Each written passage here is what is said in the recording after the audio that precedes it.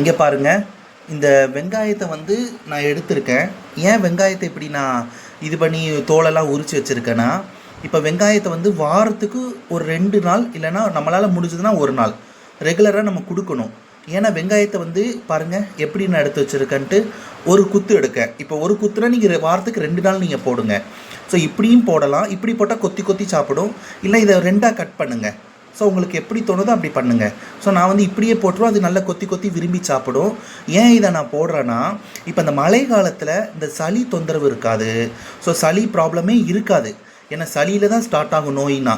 So ஒரு சிலர் time சளியில் start ஆகி அது வெள்ளை கழிச்சலில் போய் முடியும். ஸோ அப்படி இருக்கும்போது நம்ம ஸ்டார்டிங்லேயே இந்த மாதிரி வெங்காயத்தை வாரத்துக்கு 2 நாள் நம்ம கொடுத்தோம்னா அந்த சளி தொந்தரவு வரவே வராதுங்க. ஸோ நான் ரெகுலராக இதை பண்ணிகிட்டு இருக்கேன். ஸோ இது போக அந்த வெங்காயத்தை வந்து கொடுக்கறதுனால அதுகளுக்கு வந்து என்ன சொல்ல ஆரோக்கியமாகவும் இருக்கும். ஏன்னா இயற்கையாக கிடைக்கிறது வெங்காயம். ஸோ அப்படி இருக்கும்போது அது வந்து ரொம்ப திடனாகவும் இருக்கும். அதுகளுக்கு எந்தவித சளி தொந்தரவு இருக்காது. மழை காலத்தில் சளி பிடிக்கிறதுக்கு முன்னக்கூட்டியே நம்ம ரெகுலராக இதை நம்ம எப்போவுமே நம்ம பண்ணுறதுனால அதுகளுக்கு சளியே வராது.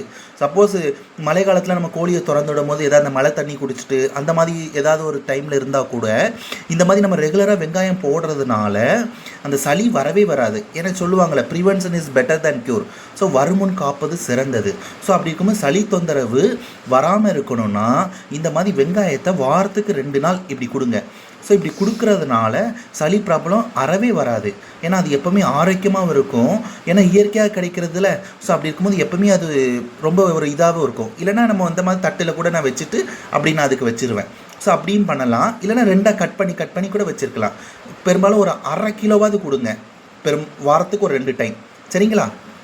தேங்க்யூ. சப்ஸ்கிரைப் பண்ணுங்கள், லைக் பண்ணுங்கள், கமெண்ட்